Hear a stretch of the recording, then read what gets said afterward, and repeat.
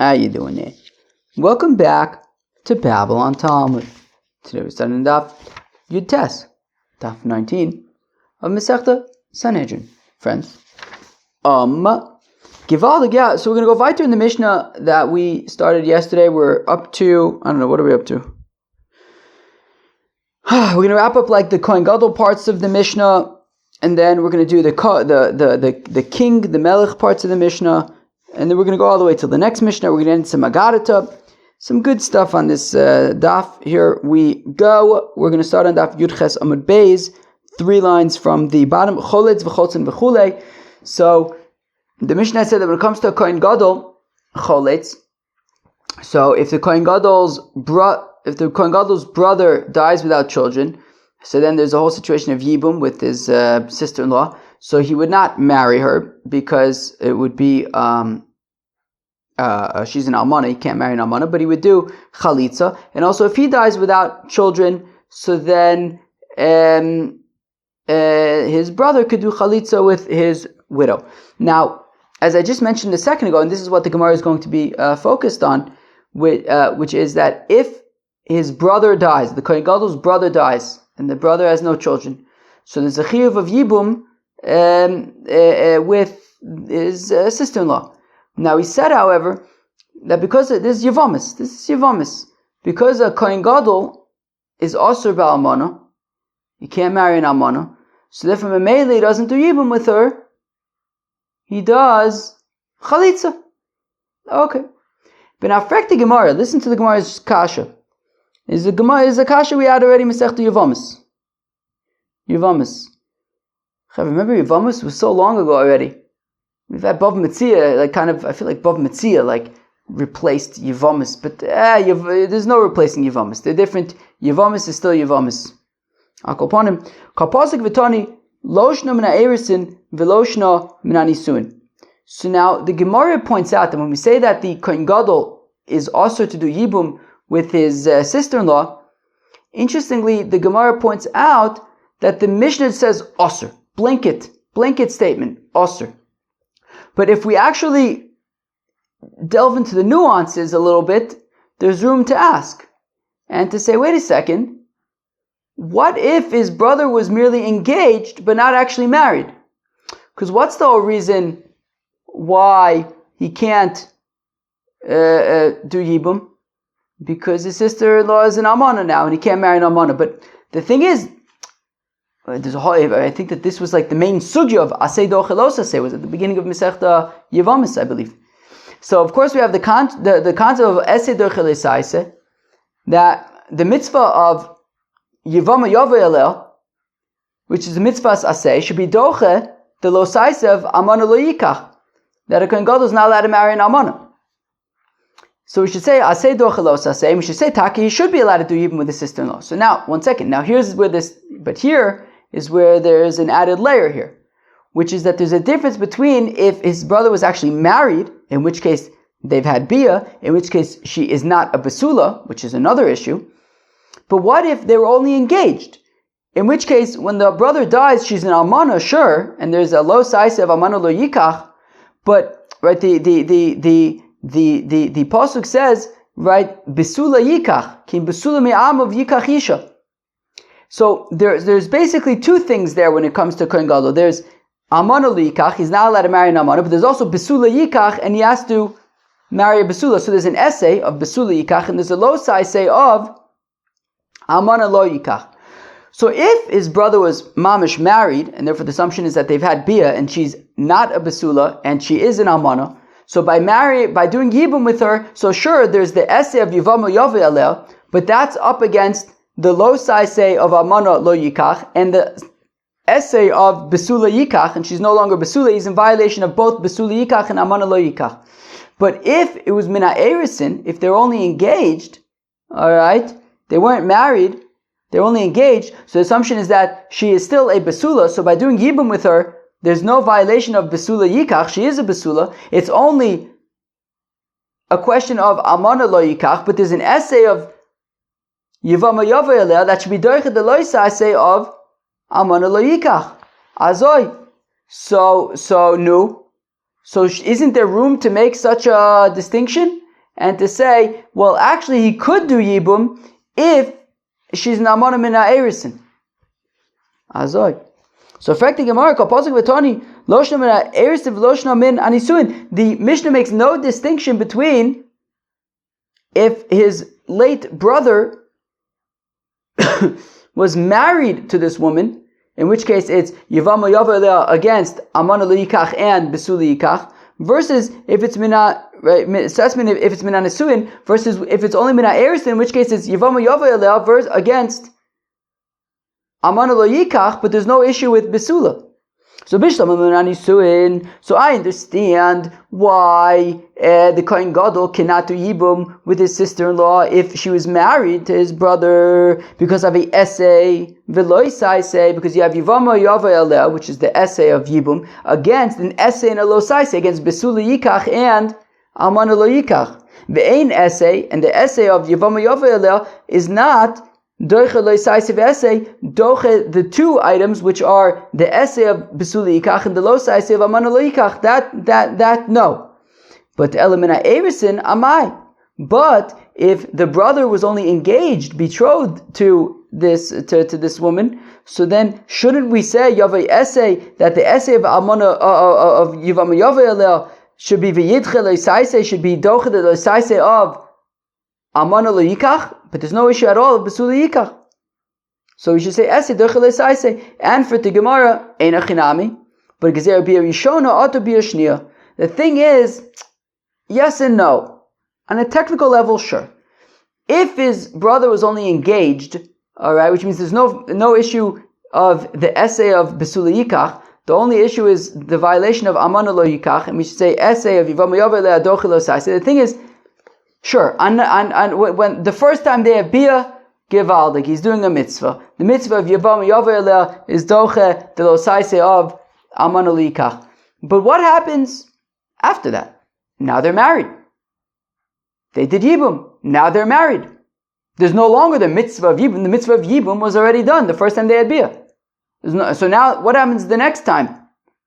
All you have is he's now married to somebody who's not allowed to be married. He's now married to an Amana. The mitzvah of Yibum is done. And now there's just all that's left is Amana lo Yikach. So, and he's married to an Amana. That's no good. So therefore, in a chinami, in a bubble, sure, on a technical level, yes, you could be mekayim the mitzvah of Yibum.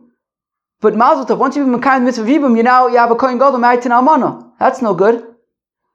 And that continues. They won't be able to live together anymore. So they'll do Yibum, but then they can't live together. So it creates a tricky situation. So therefore we say, look, just don't do it. Im kadmu v'alu, that if there was bia, if there was yibum, birishona kanu. Okay, so there would be yibum. Sure, the kindness of yibum, but also the kindness of bia shnia. But then you can't keep it. You can't stay married. You can't have another bia. So therefore, it becomes problematic. So we just should say that a Kohen Gadol does not do yibum.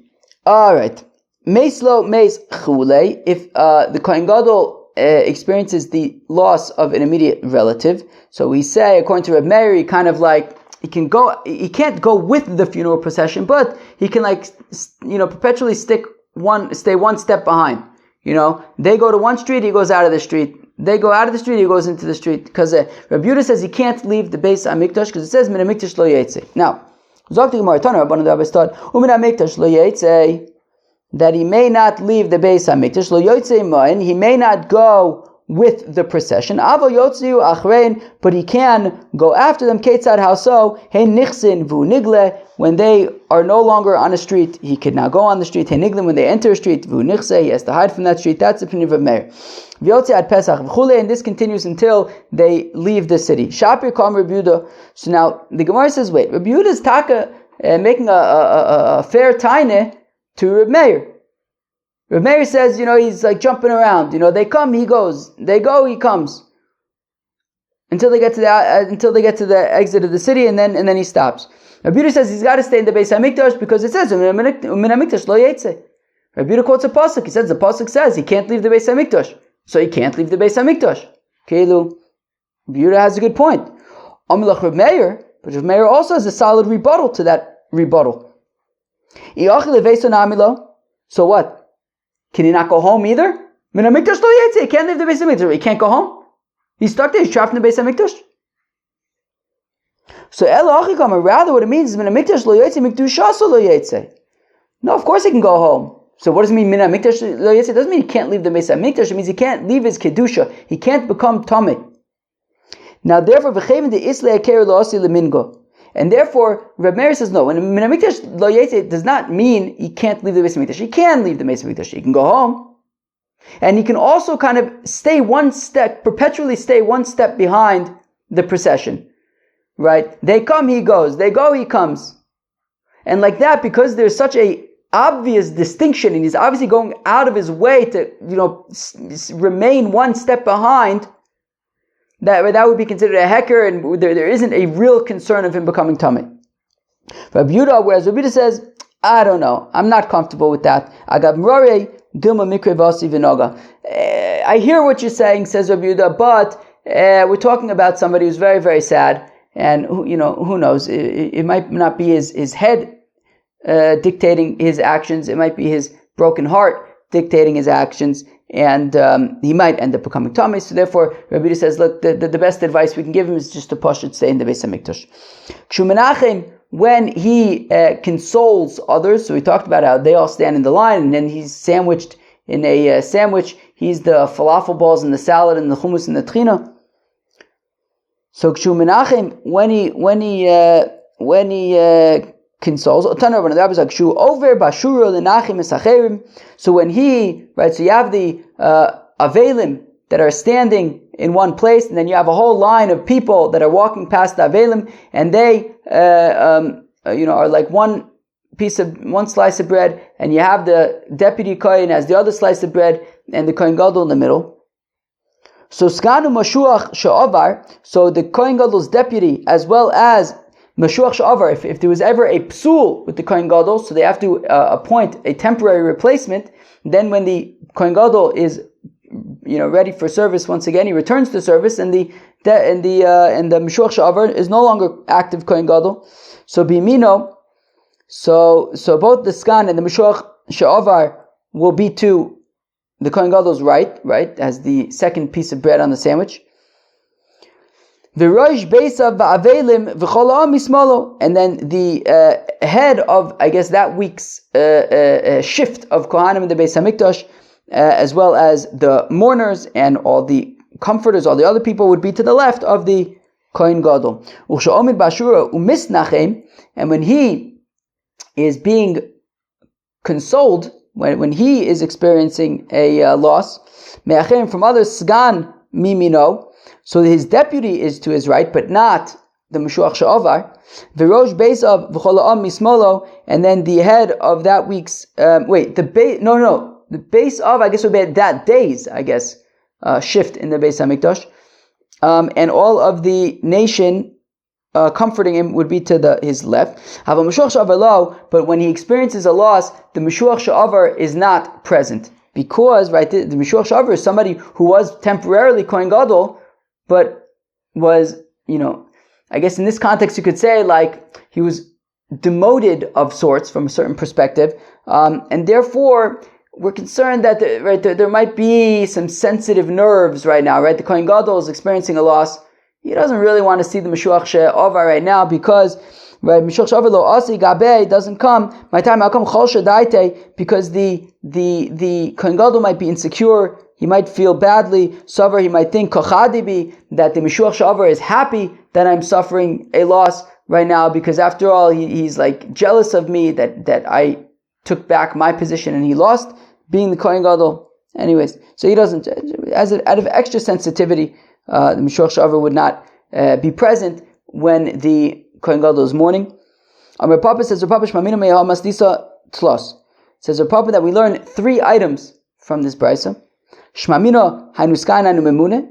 One thing that we learn is that the Sgan is the Zel Bazach as the Memune, because it's the same thing as the Memune. That in the Mishnah it mentions Sgan, I believe, and over here it mentions Memuna, right? No, here it says Sgan, in the Mishnah it said Memuna. So we see that basically they're the same thing, they're interchangeable. Ushmamina Avelim Omdin V'cholam Oven, and we see that the mourners stand and the nation passes by in a row. Okay, and we learn that the mourners are to the left of the consolers, of the comforters. Okay. So the rabbis thought that initially, yes, that's how they would do it. The mourners would stand there, and all the people would pass by them. But there were two families in Jerusalem that would fight, and they would vie for the first positions in that line. I guess they're very sensitive for their own kavod. Each family would say, I'm going first, and the other would say, I'm going first. And we thought it was not very nice. So they said, you know what, let's just have all the people just stay where you are, and the mourners are going to walk past, and then the people won't fight like that. Azoy. Rami Bar Abba says, Rami Bar Abba, that in Tzipori, however, Rabbi Yossi returned it, right? Right, Rabbi Yossi returned it to how it was before, Shayu Avelim Omdin, that the mourners would stand in one place, V'cholam Ovrin, and all of the people would pass by the Avelim. Rami Bar Abba is in Rabbi Yossi b'Tzipori, and says Rami Bar Abba that Rabbi Yossi established in Tzipori that a woman should not walk in the shuk with her son trailing behind her because of the incident that happened. Who could tell me what this incident was? This incident was that a woman was in the shuk, I guess in Tzipori, and her son was trailing behind her, and then somebody, Pashit, kidnapped the yingle, and she turns around, the yingle's gone, and she freaks out, and then some son of a gun says, oh, what, are you looking for your yingle? Oh, I know where he is. And this evil, bad man took this woman to go retrieve her yingle, and when she got there, it was a bad situation. It was a situation of onis. It was a situation of onis. So therefore, they say that so they said that better not to walk with the kid behind to avoid such a scenario. Rami Bar Abba iskin Rabbi Yossi b'Tzipori, says Rami Bar Abba that the Rabbi Yossi established in Tzipori sheyuhu noshim misapes b'beis hakisei, that the women should be conversive, should talk in the lavatory mishum yichud, for yichud, because if you're not sure if there's anybody there, so then maybe a man might go, and then a man and a woman in the bathroom at the same time, who knows what could happen. So that might lead to mixed dancing, and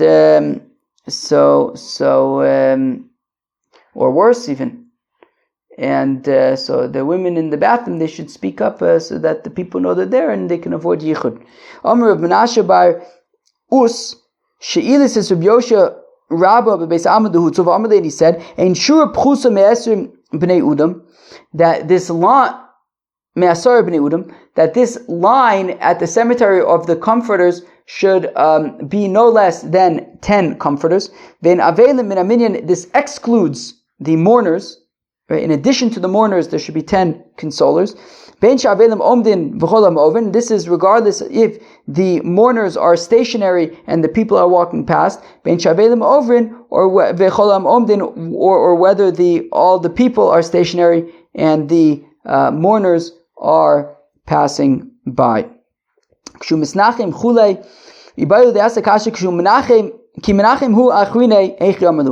does the Kohen Gadol say when he is consoling others? And he says, you shall be comforted. If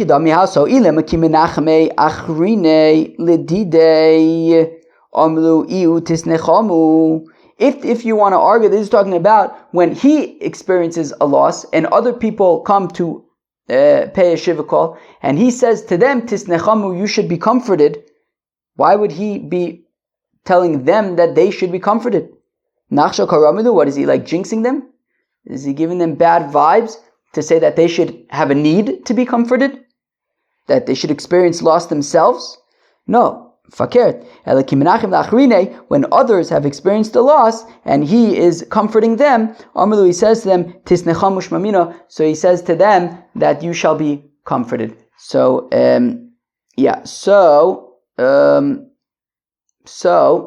that is that. When he consoles others, he says, Tisne chomu. Melech lodon v'chulei azoi. So, gewaldig. So the Mishnah had said that a king does not judge and is not judged. Rav Yosef, says Rav Yosef, Lo shanu ela malchei Yisrael. This is only shaykh to malchei Yisrael, to kings of Israel. Ava malchus beis David, done v'done and osan. But kings of David, so then they do judge, and they are judged. The Apostle says, Beis David, Koyomer Hashem, Dinu laboka mishpat. Judge in the morning. The Pasuk is explicitly saying that the kings of that the house of David should judge. And if they could judge, as we said yesterday, then certainly they could be judged, because you can't, if you can't be judged, then you can't judge others. And if we don't judge them, then how could they judge others? First, make sure that you are all good before you're all gooding others.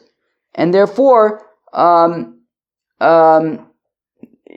clearly they could judge others. It says, Dinu laboka mishpat. And then if they could judge others, memele, they could be judged themselves. Elamalchi Yisrael, my time alone. But what's the deal with the kings of Israel? How come they cannot judge nor be judged? Mishum maise shahoye, because of a maise. The avda diani malka koto nafsha. King Yanai's Eved killed somebody. Now King Yanai was a mudno mensch. He was no good. He killed all the Chachmei Yisrael. He was married to Shim ben Shotach's sister.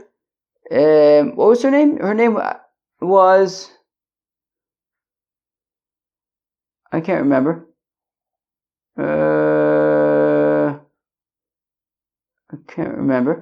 Anyways, King Yanai was married to Shimon Shotach's sister. Anyways, so he killed all of the, I think Shimon Shotach even hid. Anyways, so King Yanai's Eved killed somebody. So Shimon ben Shotach says to the Chacham, well, no, we need to judge this Eved. So they sent to Yanai Amelech, Avducha Kato Nafsha, your Eved killed somebody. Shadre Lehu, so Yanai Amelech, okay, he sent the Eved to Shimon ben Shotach. So then Shimon ben Shotach sent to Yanai Amelech, Ta'ant Namilocha, you also have to come. You can't just send the Eved, you have to come too. That the Torah says that you have to testify against the owner. That the owner of the shore should come and stand in Bezdin with the shore. So here also the owner of the Eved should come and stand in Bezdin with the Eved. Also, alright, so Yanai Amelech came to Bezdin. V'Yosef, and he was sitting there. Shimon ben Shotach, and Shimon ben Shotach says to his brother-in-law Yanai Amelech, Yanai Amelech hamid araglecho. V'yidubach, Yanai Amelech, stand up, and we are going to testify against you. V'lo lefanenu ata omid, you aren't standing before us. Ela lefnei misha omer v'hoya olam ata omid, you are standing before the Rebbeinu Shel Olam, who said epis, and poof, there was a world that we live into to this day. That we live in to this day. Shenem as says va'amdu shnei anoshim shaloi mariv v'gomer, that what does it say? Va'amdu anoshim shaloi lifnei Hashem. And so the people have to stand up before God. Amelo lo kshetomer ato elo kamo kamasha yom chaverecho. To which Yanai Amelech responded to Shimon ben Shotach. He says, yeah. I'm not listening to you. I'd rather listen to all of your friends over there in the Bezdin with you. Nifna limino, he turns to his right. They all hid their faces in the ground. Niftin the smaller, Shimon Chatach leans to his left. They were hiding their faces in the ground. Everyone was so, Shimon Chatach is up there talking a starke game to Yanai Amelech. All Yanai Amelech sees that everybody else is scared in their pants of him. So, Amalan Shimon ben Chatach, Ba'al Machshovis Atem, Yovoi Ba'al Machshovis, V'yipora Mikim. Shimon Chatach then got very upset with his colleagues, and he says, I don't know what that means. Ba'al Machshovis, you are people of thoughts? I don't know. Basically, y'all are in big trouble. Miyad, Gabriel v'chovton b'karka. Immediately, the angel Gabriel came and killed them. Vamesu, they died. They said at that time, okay, this did not work out good. Melech lodon v'lodon and oso lomeid v'lomidin oso. After that fail, so they said, you know what, maybe we should just keep the king out of court. Then we said that a king does not judge, nor is he judged. He does not testify, nor is he testified against. Okay, so a king does not do chalitza. Okay, if his brother dies without children, he does not do chalitza with the sister-in-law. If he dies without children, the brother would not do chalitza with his wife. Rabbi Yehuda, however, says if he wants to, he can. Right? He says Zachur Latov. Ini, but is that really true? Frek the Gemara. That Rabbi Yehuda says that if he wants to, he can. Ravashi says, even according to the opinion who says that a nasi, a leader of the nation, who's mochel on his kavod, he sort of says, I don't need the kavod. Okay, beseder, he doesn't, fine, he could do that. But melech shemachel al kvodo and kvodo machu. A king is an under azach. A king is a different thing. A king must be in a league of his own. There's no such thing as saying, okay, I don't need the kavod. He needs the kavod. That is how to kind of uphold the image of a king having his own special reality and status. And therefore, when we say that a king does not do chalitza, nor do we do chalitza for his wife, for his widow, it's part of a king being in his own special status. And therefore, he can't just do it and zachur latov. No, he can't. But answer the Gemara, you shall surely place a king upon you, so that you should fear him. He has to be in a league of his own. But answer the Gemara, mitzvah shani. But yeah, you can make an exception here because this is a mitzvah. What he's doing is it's a mitzvah to do chalitza. So therefore, Rabbi Yehuda says if he wants to do yibum, if he wants to do chalitza, that would be he can, because after all, it is a mitzvah. According to Rabbi Yehuda. We do not marry the widow of a king. If a king dies, she remains she remains a widow. Nobody can marry the wife of a king. She kind of remains special. Like that special status, nobody else can marry her. Rabbi Yehuda had said though that actually other king, she could get remarried to another king. That would be acceptable. And he quotes a pasuk where that talks about allegedly King David marrying the widow of King Saul, But says the Gemara Tanya, we learn in a Braise, Amru lo Rabbi Yehuda, that the Chachamim, who said that nobody can marry the widow of a king, responded to Rabbi Yehuda and said that pasuk that's talking about, what does the pasuk say? The pasuk says, I will give to you, David, the household of your master Saul, the wives of your master in your bosom. So now, Rabbi Yehuda understood Neshei Adonecha to be referring to Shaul's wives, and therefore a king can marry the widows of a king. However, the Chacham say no, it's not talking about King Shaul's wives; it's talking about his daughters. And so we're saying that King David was able to marry Shaul's daughters, but not the widow. The Chacham say no, the widow of a king cannot get remarried. They said to the wives that are fit for him from the Beis HaMelech, from the household of the king. Who are they? Shaul's daughters. Meirav, Michal, Rabbi Yossi's students asked him, Hey ach, noso David shtei achayos b'chayein. How could it be that King David married two sisters while they were alive? How could he have married Michal and Meirav when they were both alive? Amar lo, and he says to them, Michal acham, he says Meirav nisa. So Rabbi Yossi says, well, David only married Michal after Meirav died. So according to Rabbi Yossi, King David was married to Meirav, she died, and then he was married to Michal. Rabbi Shua ben Karcha, says Rabbi Shua ben Karcha, however, no. King David was only ever married to Michal, he was never married to Meirav. His marriage to Meirav was a mistake, and it was never actually a marriage. Shenemar, as the Apostle says, Tuna es ishti es Michal asher raslib meir orlos plishtim. Be'etzim, what happened was, King Saul, when there was Goliath, he says, whoever can solve this issue of Goliath for me by sending Goliath to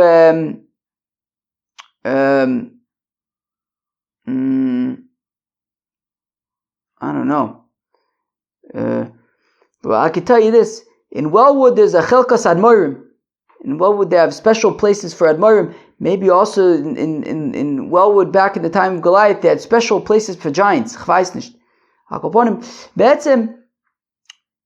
Saul says, whoever can kill Goliath, I will give you lots of money, and my daughter, for my daughter's hand in marriage, right? It says, Yashrenu HaMelech Osher Gadol Vezbito Yitein Lo. Saul says, I'll give you a lot of wealth and my daughter. Sure enough, of course, King David slayed Goliath. So you should have married Meirav. Be'etzem, Saul reneges, Meirav marries somebody else, then Saul gives a double or nothing. And he says to David, and he says, look, if you can bring me 100 Philistine foreskins, Azoy, you can marry my other daughter, Michal. All right. So David HaMelech did that. So now, okay, Azoy. So again, so Bishua ben Korcha, Omer says, Bishua ben Korcha, I'm reading this again, Kiddushin Tov So'ilob Meirav, there was a mistake in Kiddushin. He was never actually married to Meirav. Shenemar, the Apostle says, Tuna es ishti as Michal. That King David says, give me my wife, Michal. Hasher erastiv mea orlos plishtim, who I betrothed to me by delivering 100 Philistine foreskins. My time, how do we learn this? Amar Papa says, Papa, Michal ishti, velo Meirav ishti. I'm married to Michal, I'm not married to Meirav. My Kiddushin Tovs, what was the mistaken Kiddushin with Meirav? The Apostle says, that the Pasuk says that King Saul promised that whoever kills Goliath, I will give them vast wealth as well as my daughter, Meirav. Ozul Katle, David proceeded to slay Goliath. Omar lo, but then Saul says, ne. He says, nit. You're not marrying my daughter Meirav. Milves lech gaboy. Look, I promised you wealth, and I promised you my daughter. You're coming here, David, and saying, all right, keep the wealth, right? I basically loaned you this money, or basically you loaned me this money. David, you loaned me this money. I owe you this wealth. You're saying to me, keep the wealth as Kesef Kiddushin, and I, David, will be married to your daughter Meirav. But that's being Mekadesh with a Milveh. Mekadesh b'Milveh, any Mekadesh, you can't be Mekadesh b'Milveh. So therefore, David's marriage to Meirav was never real, because it was by voiding the money owed to him, by voiding the debt that Shaul owed to him. That was the case of Kiddushin, but you can't be Mekadesh b'Milveh, and therefore he was never actually married to Meirav. Also, Yaivel Adriel, so Saul married off Meirav to Adriel HaMecholasi. Tichsiv Vayibayis taste as Meirav Bashol LeDavid v'Gomer, that it was at the time when Meirav should have married David. Instead, Saul gave her, she married Adriel HaMecholasi. Omle Yibayis de'ete loch Michal. And then Saul says, all right, but I still have another daughter. If you want to marry Michal, Zil, Aisi Limeo Orlos Plishtim, go and bring me 100 Philistine foreskins. Azoi. Azol Aisile. So David says, sure. Give me a little time. Sure, I'll get that for you. No problem. Omar lei milvu pruta islach gaboy. But then what happens is, King Saul says, okay, great. So you have a milveh, I guess the initial wealth, but now there's also a pruta, right? All these foreskins are worth a pruta. So the shaila is, hamakadish b'milveh pruta, is his thought on the milveh, in which case it's invalid, or on the pruta, in which case it's valid. So Saul figured that when you have a milveh and a pruta, your mind is on the milveh, and a mekadesh b'milveh ena mekudeshes. V'David savar, whereas King David held milveh pruta daite pruta, that when you have a milveh and a pruta, you're thinking about the pruta, and therefore he was being mekadesh meirav with the pruta. Alternatively, you can argue that when you have a loan and a pruta, everyone agrees that the focus is on the pruta. Okay, so then why would Saul think that Michal is not married to David? Shaul Sovar lo chazu v'lo midi. Well, Shaul said, what are you going to do with 100 foreskins? It's not worth anything. V'David Sovar chazu l'chalbe v'shunrei. Yuck. David says, well, that's gross. You could technically feed them to dogs and cats. Yuck. Let's go weiter. Rabbi Yossi. Okay, fine. So therefore, according to B'Shua ben Levi, according to B'Shua ben Karcha, so according to B'Shua ben Karcha, King David was not married to Meirav, but was married to Michal. According to Rabbi Yossi, he was married to both, but he was married first to Meirav, and then after Meirav died, he married Michal. Rabbi Yossi, Haytanu as Ishti as Michal my Darish Bey. So what does Rabbi Yossi do with the pasuk of Tana as Ishti as Michal? Right, Rabbi Shua ben Korcha said, as Ishti as Michal, Michal is my wife, not Meirav. But Rabbi Yossi says both of them are, he was married to both of them, just Michal after Meirav died. So what does Tana as Ishti as Michal mean? Rabbi Yossi the Taimei, Rabbi Yossi is consistent with his reasoning. The Tanya Rabbi Yossi ayodorish mikrois me'oravin.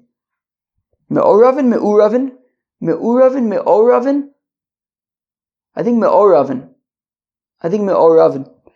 That Rabbi Yossi would darshan mishkababbled psukim. Ksiv vayikach hamelech es shnei bnei ritzpa basaya. That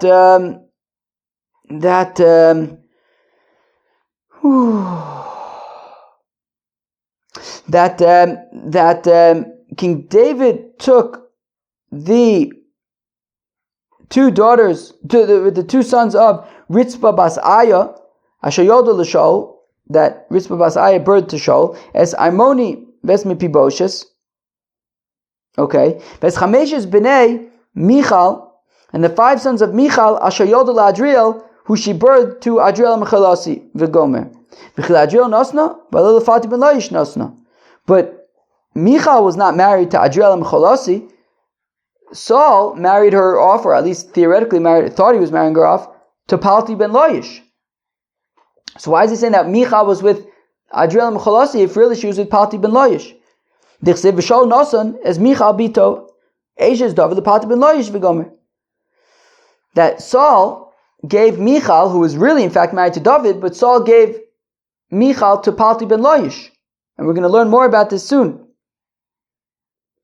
So what's the deal? So why are we saying that Michal was married to Adriel if in fact she was married to Palti ben Laish? Elamakish Kiddushay Meirav le'Adriel, the Kiddushay Michal lefalti. The Mishka babbling of Michal with Adriel is to say that the union of Meirav and Adriel should be compared to the union of Michal with Palti ben Laish. Makidushe Michal lefalti ba'avere, just like Saul's marriage of his daughter Michal to Palti ben Laish was ba'avera, because really King David was married to Michal. Sav kidushe Meirav la'Adriel ba'avera, also Saul marrying off Meirav to Adriel and Mechalasi was also ba'avera, because David HaMelech was married to Meirav as well. So according to Rabbi Yossi, David HaMelech was married to Meirav and Michal, just he only married Michal after Meirav died. Rabbi Shua ben Korcha Nami, now according to Rabbi Shua ben Korcha, who says that he was never married, King David was never married to Meirav, as Chameshes b'nei Michal bas Shaul. Where am I? Rabbi Shua ben Korcha Nami Aksiv as Chameshes b'nei Michal bas Shaul. So what's the deal with the fact that it says the 5 sons of Michal, the daughter of Shaul, right? And then we said that Michal was married to Adriel. What does he do with that? Right, so why does it say that it's the sons of, right, so why does it say that it's, oh my gosh, why does it say that it's Michal's children, if in fact they were Meirav's children?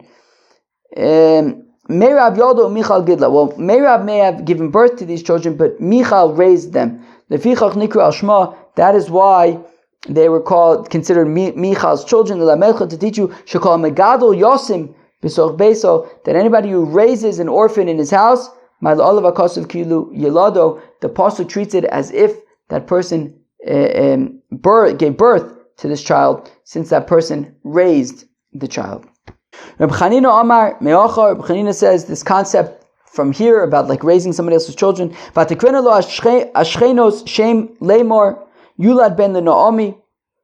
The neighbors said that a child was born to Naomi. Naomi didn't birth the child. Rus birthed the child. Rus may have birthed the child of Naomi Gidla, but Naomi raised the child. That's why the child was called Yulad ben Naomi. Rabbi Yochanan says, Rabbi Yochanan from here, Ishta Yehudis, that Kaleb had a wife Yehudis or Yehudiah. Yoldas Yered Avigdor v'Gomer, gave birth to Yered and Avigdor, etc. Now those are all references to Moshe Rabbeinu. Elibnei Bisya Basparo. These were the children of Bisya Basparo. Asher Lokach Mered, that Mered married Bisya. Mered Zekalib Mered is a reference to Kaleb. Mered. Why is his name? Why we called Kaleb Mered? Shemored Batzas Meraglim, because he rebelled. Right, Kaleb, along with Yoshua ben Nun, rebelled against the advice, the ill advice of the scheme of the spies. V'chi Bisya Yalda, did Bisya Basparo give birth to Moshe Rabbeinu? Falo Yocheved Yalda. Yocheved was Moshe Rabbeinu's mother. And Yocheved Yalda, sure, Yocheved birthed Moshe Rabbeinu, Ubisya Gidla, but Bisya raised him. In the Fichach Nikra Ashma, that is why Moshe was associated with Bisya, since Bisya raised him. You redeemed with your arm your nation, Bnei Yaakov Yosef Sela, the sons of Jacob and Joseph. V'chi Yosef Yolad, Valo Yaakov Yolad. What do you mean? Joseph didn't give birth to Am Yisrael. Yaakov surely gave birth to Am Yisrael, the 12 tribes. Yosef was just one of the tribes. So the Yaakov Yolad Yosef Kill. Yaakov, gave birth to all the 12 tribes, but Joseph sustained them, gave them food, provided them with food in Egypt. Interestingly, I'm recording this on Erev Shabbos Parshas Miketz, which B'diuk talks about this concept of Yosef providing for his brothers. Lefichach Nikra Shmo, that is why they were miyuchas to Yosef, since he sustained them, supported them, kept them alive. Anybody who teaches the son of his friend Tereh, we treat it as if you gave birth to that person. I was teaching my friend's son Torah the other day. They took a video of it. I guess it's like he's my yingle. It's like he's my yingle. I should show them this Gemara.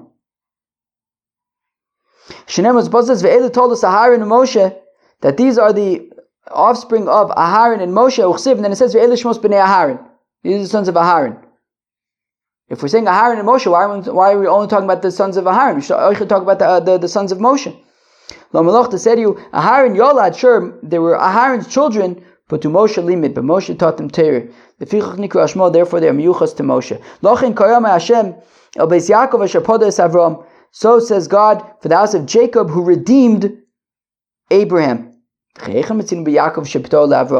do we see that Jacob redeemed Abraham? Rav Yehuda says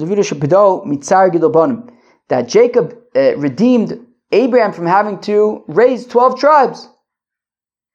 Jacob took care of that stress, right? Yosef HaTzadik and all sorts of stressful scenarios. As you can imagine, having a large family like that. And this is what the pasuk means: Lo ata yevosh Yaakov v'gomer, that Yaakov will not be embarrassed. Lo ata yevosh Yaakov me'aviv, Yaakov will not be embarrassed from his father Yitzchak. Lo ata ponav v'chevaru, and his face will not be paled. Me'avi aviv, from his grandfather, since he raised the 12 tribes for his grandfather. So Avram didn't have to do it. Ksiv palti yuchsid paltiel. It says palti and paltiel, right? We said that Michal was quote unquote married to Palti ben Loish. The things we said that she was really married to David HaMelech. But even though she was really married to David HaMelech, Saul gave Michal to Palti ben Loish. So Ksiv Palti, sometimes it's written Palti, Uchsiv Paltiel, but it's also written Paltiel. Rabbi Yechanan says Rabbi Yechanan Palti Shmo, his name is really Palti. It's a beautiful name. Shmo Paltiel. Why do we call him Paltiel? Shepalto kel min avera, that God spit him out from the sin, i.e., that he never sinned.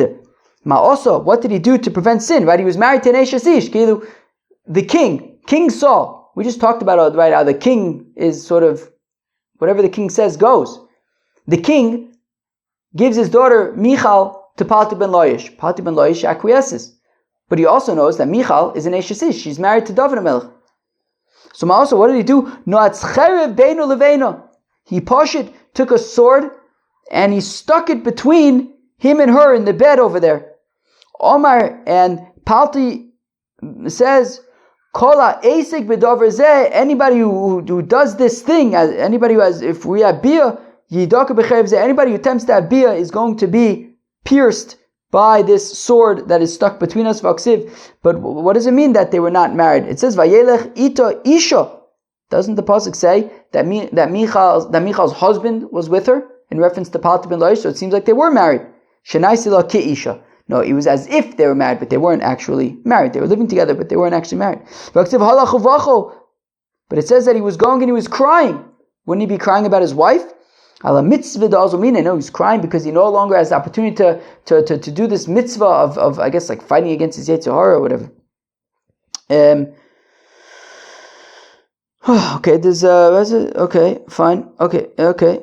Weiter. Ad Bochrim, Shenaisu Shneim ki Bochrim, that they were both like Bochrim, Shelo Tamu Tam Bia, that they didn't have Bia together. Amr B'Yechon says B'Yechon Tokbo Shel Yosef and V'Sanusa Shel Boaz, that the hardship of Joseph was nothing compared to Boaz. Yosef Hatzadik with Ashes Potiphar was nothing compared to what Boaz had to deal with Rus when she stood up in the middle of the night. Tokbo Shel Boaz and V'Sanusa Shel Palti ben Loish, and the Yetzer Hara that Boaz had to contend with when Rus showed up in the middle of the night is nothing compared to what Palti ben Loish had to deal with, sleeping every single night for years with Michal and yet not having relations. As it says by Boaz, in the middle of the night, right, that she shows up and the Vayilofesid. My Vayilofes, what does it mean to Vayilofes? Beautiful imagery. That his penis became like the head of a like the head of a turnip. That's okay. That's an interesting metaphor. I don't really know how the head of a turnip fits in over here. Akoponim, let's not go into the details over here. Tokbo Shaboaz and V'Sanusha Shel Palti ben Loish, and what Boaz had to deal with is nothing compared to what Palti ben Loish had to deal with over the course of years. Kedamar, and as we said, that he had to sleep with every night with Michal without having any relations. Amr Yochanan says, "What does the pasuk mean? Rabbis bonus osu choyel vat olis al kulana. Rabbis bonus osu choyel." Is a Yosef uvoyaz vat olis al kulana. Is a Palti ben Loish. Amr Shmuel ben Achmani. Amr Yonason. Ma'adich says sheker achein vehevel ayofi. Sheker achein ze Yosef vehevel ayofi ze Boyaz. Yiras Hashem itisalo. ze palti ben loish. Davar acher, alternatively, sheker achen, ze doru shel Moshe. It's the generation of Moshe. Ve'evel hayofi ze doru shel Yoshua. Yiras Hashem itisalal ze doru shel Chizkiah. That's the generation of Chizkiah, where they were all learning Torah. I think it's going to come up more in Perek Chelek. The last parak of Masechta Sanhedrin. Davar acher sheker achein ve'evel zedoro shel Moshe v'Yoshua ve'evel hayofi zedoro shel Chizkiah yiras Hashem itisalel zedoro shel Yehuda b'Rabeloi, of the Tanner of Yehuda. Abu Olav Rabbi Yehuda b'Rabeloi, they said about Rabbi Yehuda b'Rabeloi, shayu shisha talmidim miskanzim v'talas echel v'oskim b'Torah achas v'oskim b'Torah. That during the lifetime of Rabbi Yehuda b'Rabeloi, Rabbi Yehuda, the Tanner of Yehuda, they were so poor, they had so little, that 6 students would have to huddle under one cloak. And yet, they would study the Holy Torah. Gewaldig. That was that Yud Tes of Masechta Sanhedrin. Okay, we kind of wrapped up the talking about the Kohen Gadol and his unique halachis, and then we talked about the king and the story with Yanei HaMelech, and then we got into Michal and Meirav and David and Shaul and Pati ben Loish and Boaz and all sorts of interesting things. Peace out.